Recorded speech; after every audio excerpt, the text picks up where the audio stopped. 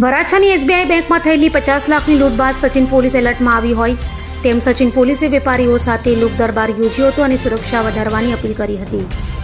સુરત શહેરના વરાછા વિસ્તારમાં થોડા દિવસો પહેલા થયેલી લૂંટ અંગે સચિન પોલીસ સ્ટેશન દ્વારા આજે લોક દરબારનું આયોજન કરવામાં આવ્યું હતું.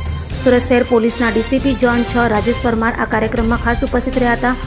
લોક દરબાર દરમિયાન ડીસીપી રાજેશ પરમારે સચિન વિસ્તારના તમામ વેપારીઓને અપીલ કરી હતી કે તેઓ તેમના મથકો અને દુકાનોમાં ફરજિયાતપણે સીસીટીવી કેમેરા લગાવે. તેમણે સલાહ આપી હતી કે જો તેઓ કોઈ શંકાસ્પદ વ્યક્તિ કે ગતિવિધિ જુએ તો તાત્કાલિક સ્થાનિક સચિન પોલીસને જાણ કરે. તેમણે વેપારીઓને પણ સલાહ આપી હતી કે તેઓ તેમની દુકાનોમાં લગાવેલા સીસીટીવી કેમેરાના ડીવીઆર સુરક્ષિત અને ગુપ્ત જગ્યાએ રાખે જેથી કોઈ બહારના લોકો તેમની પાસે પહોંચી ન શકે.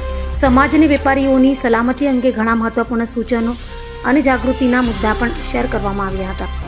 અભય થઈને નિષ્પક્ષતાથી નિરપેક્ષ રીતે વાસ્તવિકતાનો અરીસો રૂપી સચોટ માહિતી લાવતો સત્યની સાથે અભય ટાઈમ્સ.